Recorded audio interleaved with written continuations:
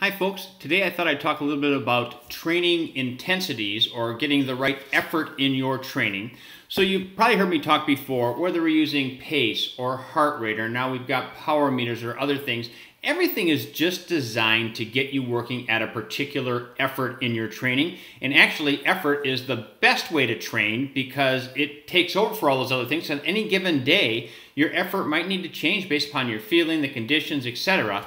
It's the pace that's not important. The heart rate's not important. It's really that overall effort. But what we're looking at is every workout you have, there's a training effort, and we're trying to get some type of adaptation to help prepare you for your race.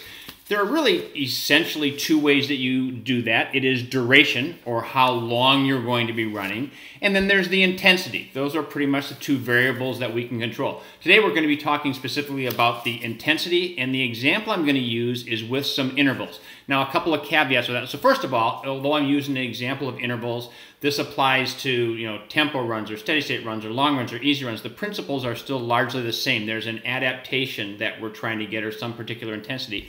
Likewise, there's a lot of reasons that you might do intervals. But today we're going to talk about the intervals that we're doing that are to build aerobic power. And why am I picking those? Because most of the time that's probably why you're doing intervals.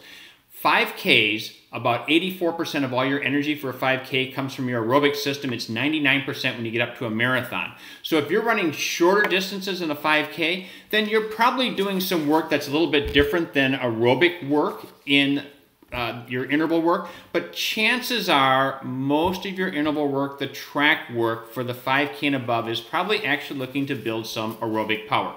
So I tried to make a couple sketches with how this works, so excuse my artwork.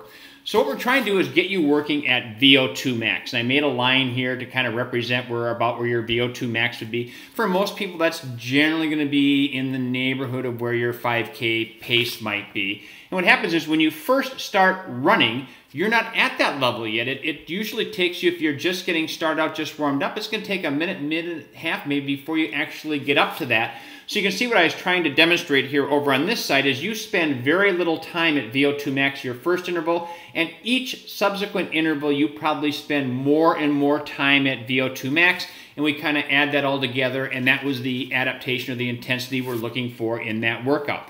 But here's what commonly happens, and it's very common with track work. When you're only running, say, 800 meters, well, it's not too hard to do that a heck of a lot faster than what your 5K pace would be. And we tend to get out to the track or doing that work, and we're feeling like a beast, and we run those a lot harder. And what happens is we get that first one, and we shoot right past VO2, and we get above that. We get above the next one. But then the next one, we kind of get down to the VO2, and the last one, maybe we can't even hang on anymore because now we're getting tired and we fall under. So what happens is we feel like we were a beast. We had this great workout because I was supposed to run these 800s in 3:15 or whatever, but I was crushing them. I was doing these suckers in 2:50. I was nailing it.